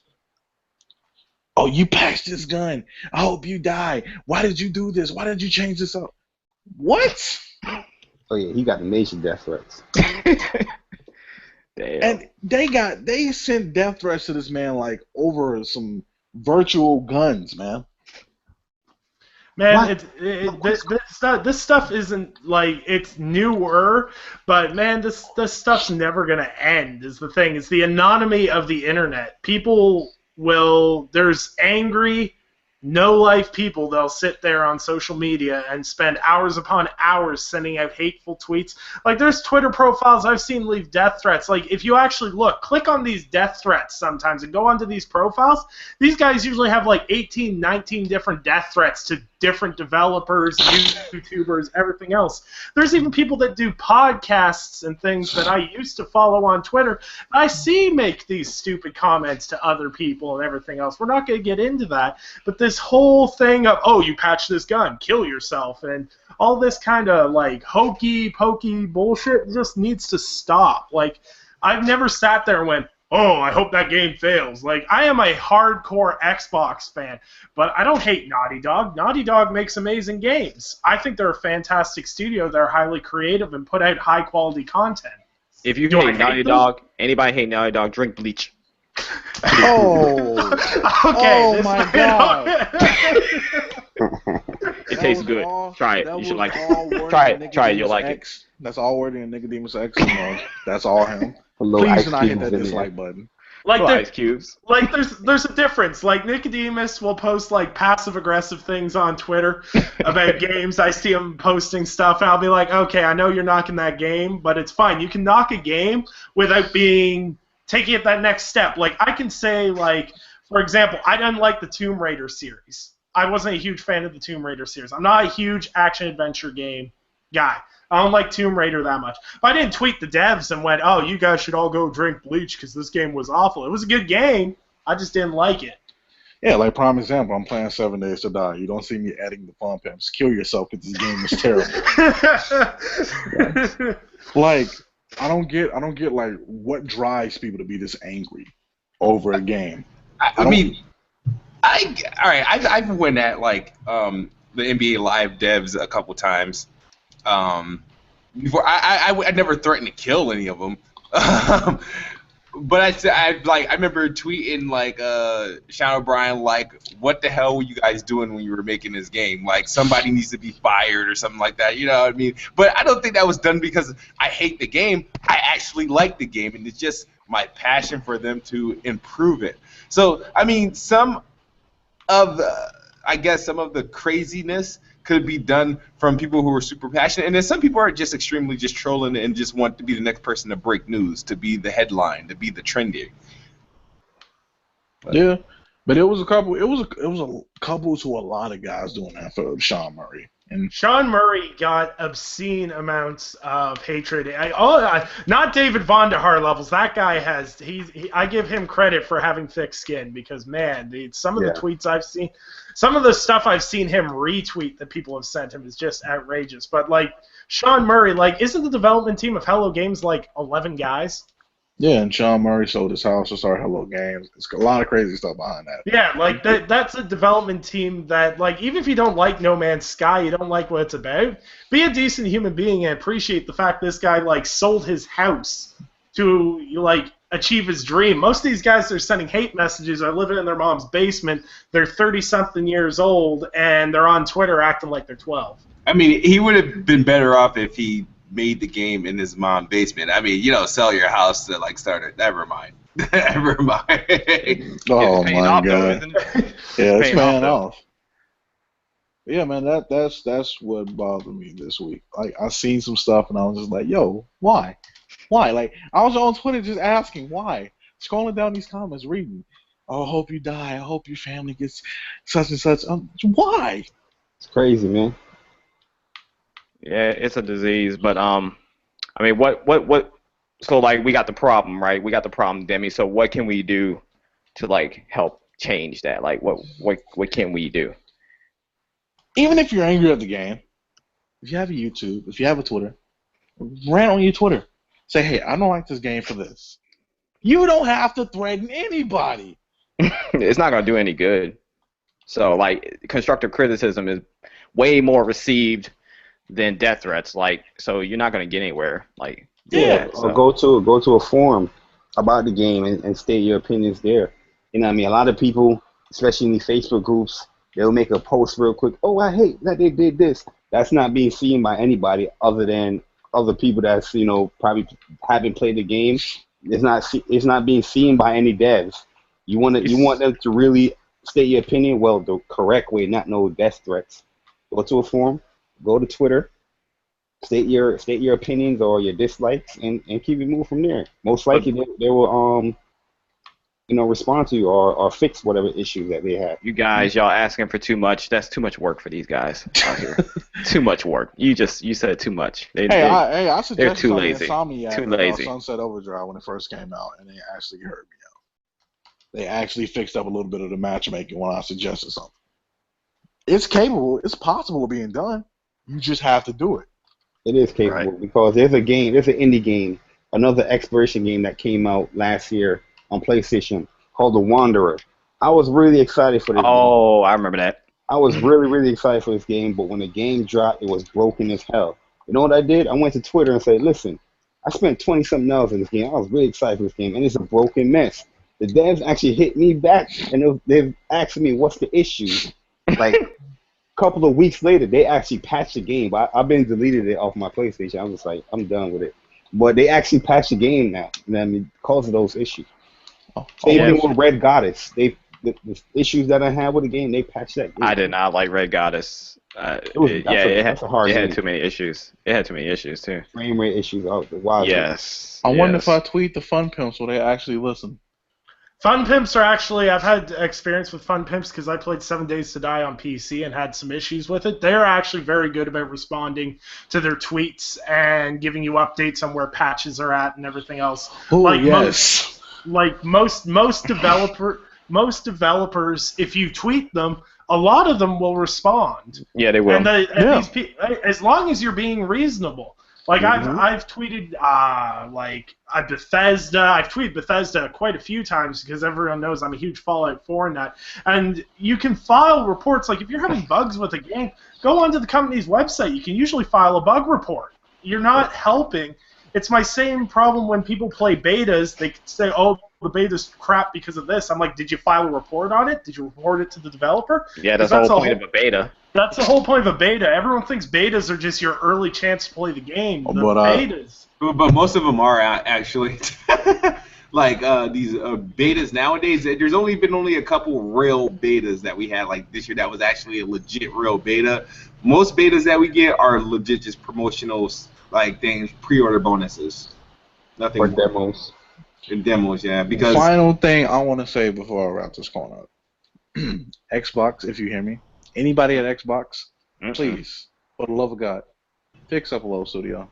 I've been tweeting you guys about it. All I want is this fixed. I don't want to go through this. Wait a minute. Oh, go ahead. I tweet these guys every day. Hey, could you guys check out Upload Studio? It's having some issues. Upload Studio keeps crashing, but nobody hears me. I don't want to resort to death threats because I'm not that kind of guy. I'm too nice for this. They're pushing you to that. They're pushing you to that point, bro.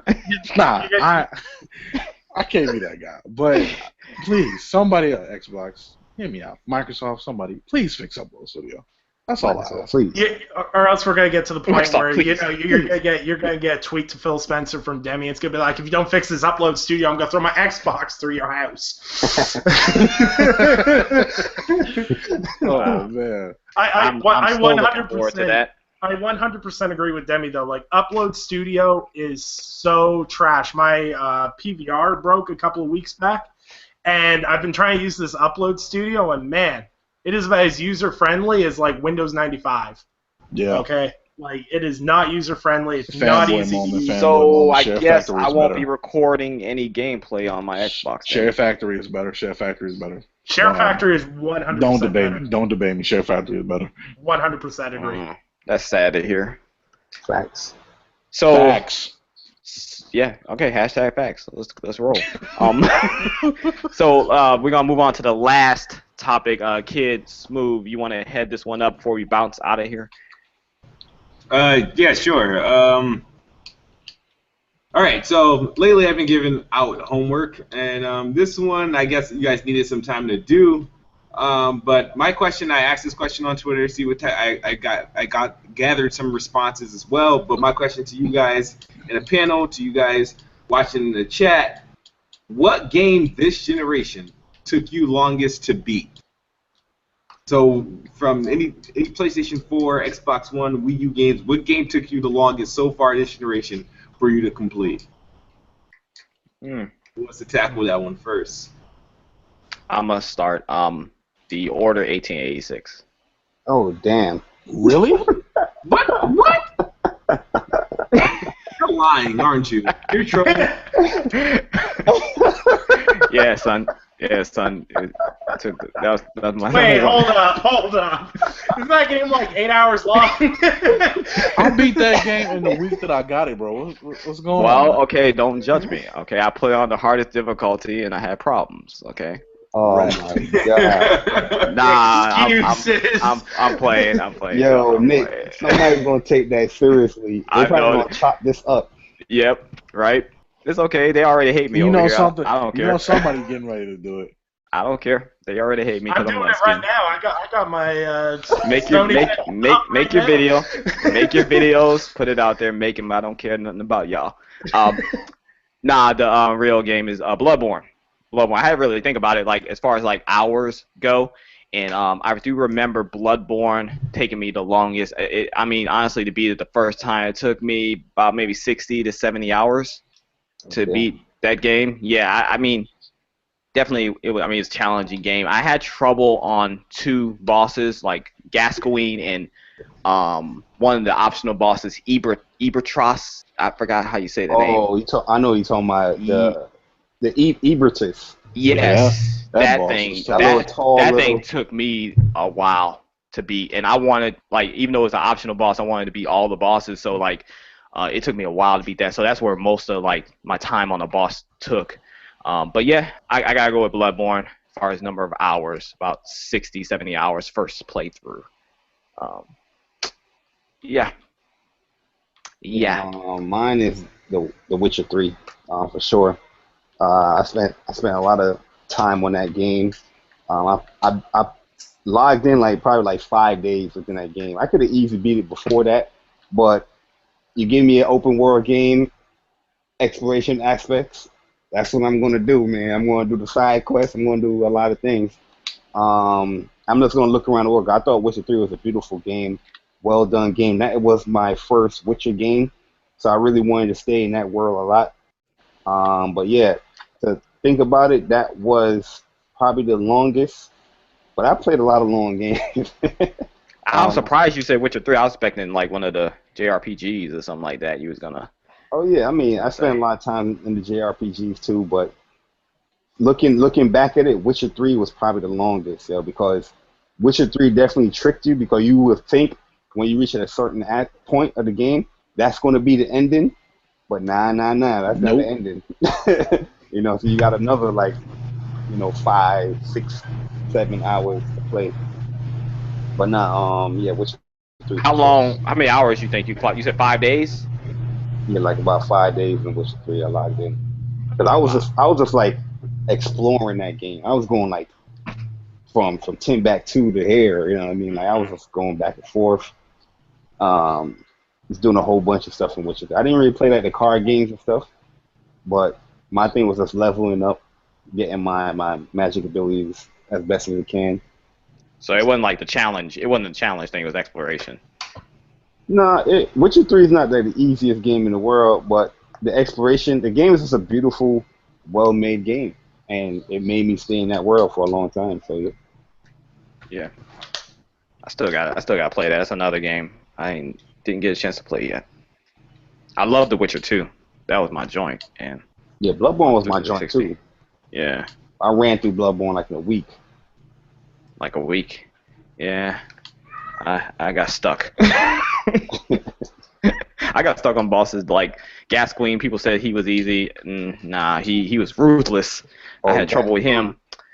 Bloodstar Beast. I didn't have trouble with Bloodstar Beast. Bloodstar Beast was easy to me, but people were having trouble with him or her, whatever that thing was. My hardest boss, honestly, was a Ninetales. What's that chick called? That's in the church, and she just turned into that little fox. I hated that boss with a passion, bro. Yeah, I forgot about her. Damn. Yeah, she gave me trouble too. Dirty biatch. Yeah. Okay, so who's next? Who's up next? I think I'm trying to think. The longest, honestly speaking, and this was probably because it was due to error. I didn't realize, but the longest game that it took me to beat, the longest game that this generation that I took the longest to beat, had to be Dead Rising 3. What? And not that this is not judging difficulty level or anything like that. It was just as far as I'm just going by timing and looking at the hours I did. Right? So I got there was a bonus stage, I guess. There was the stage at the end, when I thought I beat the game and I didn't. And so I had to go back and I had to beat the bonus stage. It was after the credits or something like that. But there's I spent in hours. I'm not going to say because it didn't take me 3 man days, but in hours it took it was 3.5 days that I spent on it. But that's the longest game. A game with a single player. Majority of the games I play, honestly, I just realized are multiplayer based or multiplayer heavy, and the single player games that I did play and that I did complete, I don't think they were that long. Like Rise of the Tomb Raider wasn't that long. The Tomb Raider before that wasn't that long. Knack wasn't long. Yeah, so if out of all the games I can think of that I was spending like days, because Dead Rising 3 was like my first game that I got. It was one of the first 3 games that I bought for the Xbox One, and yeah, it was the longest game I played to like complete, where everything else seemed like I probably got it done in a matter of like 10 hours or 8 to 10 hours. So that one legit took me longer than. You play a lot of short games because you got a short attention span. A short attention span. No, I only play games that I play a lot of games that interest me. I mean, I'm pretty sure there's an indie game that I've played that took me a little bit that I'm not thinking of right now. But yeah, I don't play Dark Souls or Bloodborne or anything like that, Darksiders or anything like that. Stuff is just not my cup of tea. Now the thing is, I love hack and slash games. I just don't like those hack and slash games. You know what I mean? So they're too hard for you. I don't think that it's too hard for me. I just think they're just if the game is the primary goal of this game, just like we're just gonna be trying to be the most difficult game in the world, then it's just pointless. I don't mind a challenge, but I want a game that's like, okay, I want a challenge, but I want to be able to fight. You know what I mean? I want to play. I like games that we can just literally just jump in and it keeps going. I don't like stopping and thinking. I don't like searching and crafting or anything like that. I need to Kiss Move's gaming selection is so limited. I just need to play. That's the thing. I just need to play. I just need something that I can play. Like I play he don't games. like thinking. He don't like exploring. He don't like crafting. Damn. I tell people this all the time. I play games for entertainment only. It's an entertainment hobby. Cable sucks. TV sucks. Sports is only good for like half the year because sports isn't like all year round, depending on what your favorite sport is. Gaming, however, that season does not have to end. And I'm selective on what I play. I will play on any platform that has my favorite games. I mean, there's games now. If we were to go back like generations, like we're talking about PlayStation 2 days and PlayStation 1 games, yeah, I played plenty of games that probably aren't my style now. That I did and just enjoyed it because back in those days I had to do 1 game or 2 games at a time. You know what I mean? My choices wasn't my choices. I had to play whatever was bought for me. You know what I mean? So and I managed it that way. So but games nowadays is just like, all right, well, I know my style of play. You know what I mean? I need something where I have to be entertained within that. If I'm not entertained within that, I'll give it that first hour. I'm gonna struggle to pick the game back up, and that's why when I was playing Dead Island, I was like, okay, this is cool. It was, all right. This is it's slowing down too much. I need more action, so I'm hoping to continue to play it and it continue to become entertaining and not a drag. So, like I said, I don't know. I don't want to say that it's like, I don't know. I don't want to say I'm really limited or anything like that. I have to be entertained. If the game is not entertaining, then I don't want to waste my time with it. Nah, fam, you limited. Nah, man, I can't do that. Like, if it feels like a job, I don't want to play it. It has to. That's the thing. Who sits there? That's like, all right, you go to work for a living, right? Your job just don't pay you money. You have to work, right? Mm-hmm. You know what I mean? There's work at home. You got to take care of things. You got bills. You got all this other shit. When it comes to a hobby, it should not be. If it's my hobby, I want to be able to play how I want, when I want, and I want to dictate and control that environment. That's the only thing in life that I can really control. Is how I play the game. So that's why. So don't fault me. No, I'm not judging. I'm not judging you, brother. I'm not judging you. I'm not judging you. Hey, you have every right to be a casual. It's perfectly fine. I don't have anything wrong with a casual. I don't mind being the casual tag. I'll be super casual at the end of the day. Whatever a casual is, I am that. Like I said, I play my fair share of games. But I am selective what I play. If it's entertaining, I'm going to play. If it's not entertaining, that shit can sit, or it can collect dust, or it can go back to GameStop, or however I got it, or it can get it uninstalled. So you good, fam. I got my choices. Choices? I Man, have you to. breaking the rules. We said No, one. I have to. This man going for extra credit. No. Go ahead, man. I say the longest game it took me to beat this gen, because I just recently completed it. A Metal Gear Solid 5. Oh damn. I don't know what it was. I don't know. It turned me off. It didn't feel like a Metal Gear Solid game, you know? It didn't seem seamless. I don't like that whole Kojima after every freaking area that you go into. Yeah, I think that was it, because I was like, this is cool, but is this what I we gotta get go with? back to that, yo, real talk, because I gotta just complete that. Because it was fun for what it was, and I got to the Africa portion. I was just like, this is long-winded for no reason. Yeah, that's why I stopped at Africa. Africa? Yes, Africa. And I then, don't get down with Africa. Because It's they a over there beautiful starving. game. Starving and stuff, and they ain't balling to me. It's a beautiful game. It just doesn't feel like a Metal Gear game. yeah, I feel like Kojima tried to do way too much with 5. Way too much. And then, my second choice would have to be Type 0. Type 0. Oh, yeah, I forgot about that. Wait a minute. Type 0. Did that beat out Bloodborne? Now that I think about it. Nah, that's Final Fantasy. No, I'm saying as far as time goes. On my list. I forgot about Type I took 0. the time to max out every character and finish every side mission possible. That's why it took me so long to beat that. Yeah, I didn't do all that. So I don't think Matter it took me that long. of fact, thinking about it, Star Ocean did take me long too, because I'm like 80-something% within the side missions. And that's a lot of damn side missions. But You beat the game already? yeah, I beat Star Ocean. Oh, wow. And Dragon Quest Heroes was pretty long too. I haven't even started. Yeah, Dragon Quest Heroes was and I have that on disc. God. That backlog though. Yeah. It's real. Who we got left? The Canadian. Undead. I'm gonna have to say the longest game I've had taken to beat this gen is going to be Fallout 4, because I literally spent probably about 5 days. 5 days. Okay. 5 days before I completed the main quest line. I was literally one of those people where it was like, oh, okay, so I have a son that I'm supposed to be looking for? Oh, yeah, whoops. I forgot about that kid for way too long. I was like, oh.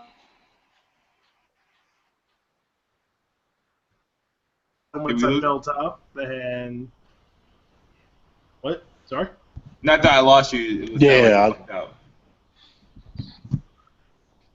Yeah, so Fallout 4 probably. It took me, according to my achievements, it took me five full days of gameplay to beat the ending, and then another 2 days on top of that to finish up the achievements.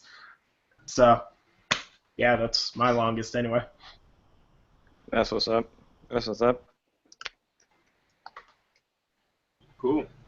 Shout out to the chat, and shout out to everybody who has joined tonight and checked us out for sure. The chat's been pretty lit tonight. Shout out to Fame ENT. What's up, bruh? Yeah, you should be in here, in this chat, not that chat. Fame said it was too light in here. Yeah, too light. Too late. Oh yeah. Like I said, I'm the darkest one here. I had to use my my avatar to match the skin tone. Oh damn. Oh my goodness. Yeah. Wow. Yeah. It's been a great episode.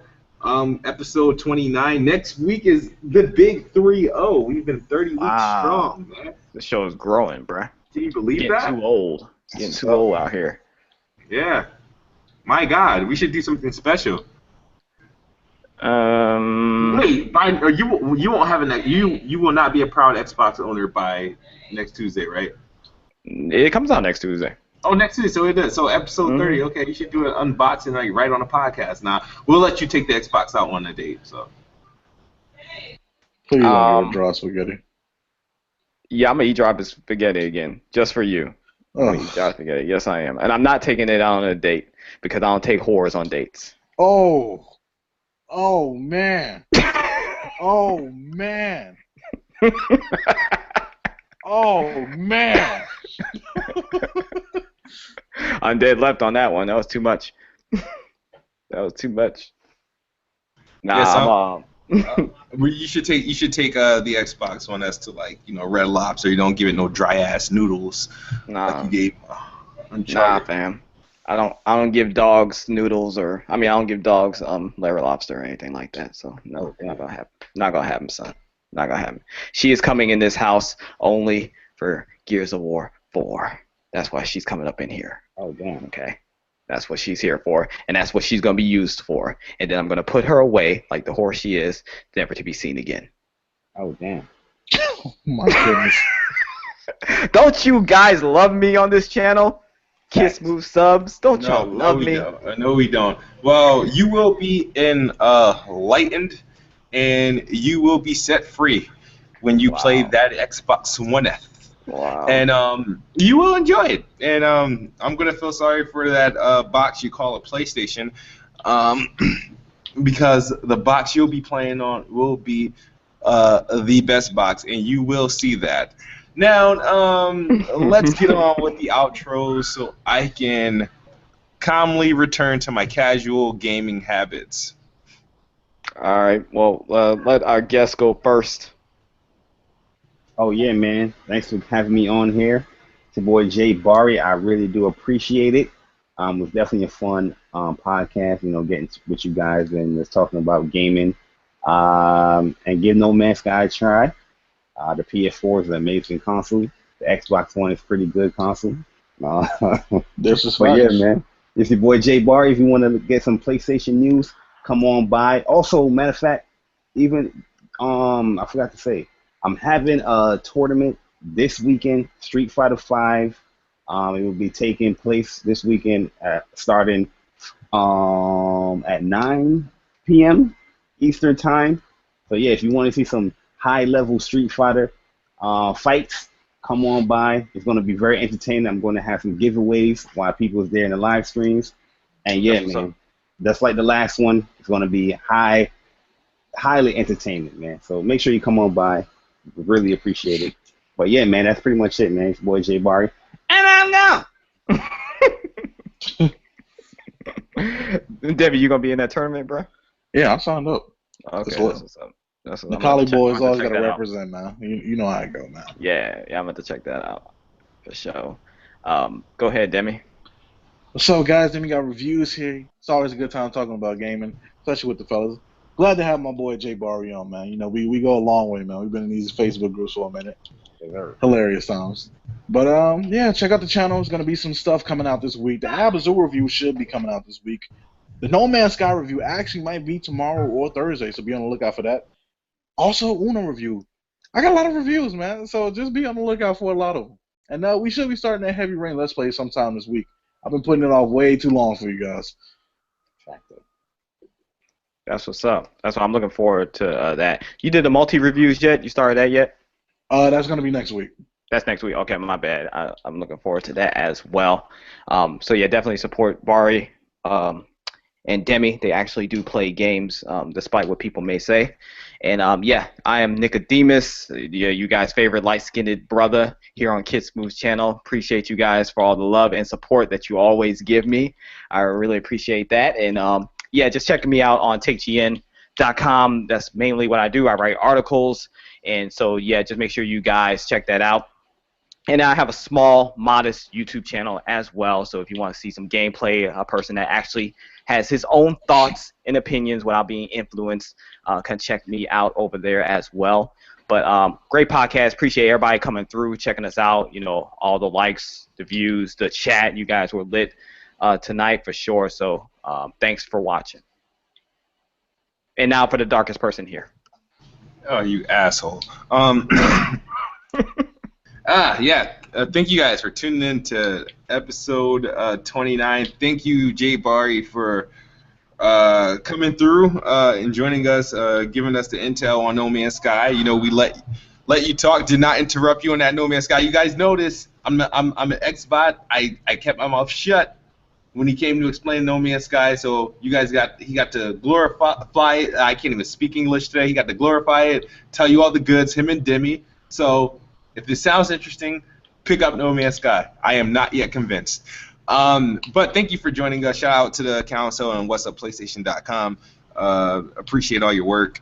And I do have Jay Bari's channel in the description below. It's like the first link you should see, as well as everybody else in the panel. Oh, guys, making me cry, man. So we had an awesome night. Make sure you guys hit that like button, share this podcast, and also visit TiCGN.com. As I always say, Xbox is the best box, and I am the best bot. Good night or good morning if you're on the other side of. What the freak? What happened? Oh, He got man. cut off. We missed the best outro in gaming history. Rip. Got cut off. So let me do my outro then, since he's not gonna do his. Are y'all ready? PlayStation is the best station, and we are the best nation. Good night. If you're on the other side of the globe, and yeah, peace out, everybody. Oh, Yeah, man. that is not being the outro. Are you freaking kidding me? Why would you do this? Xbox, best box. We're You out. already know. Got a shot at the greatest nation.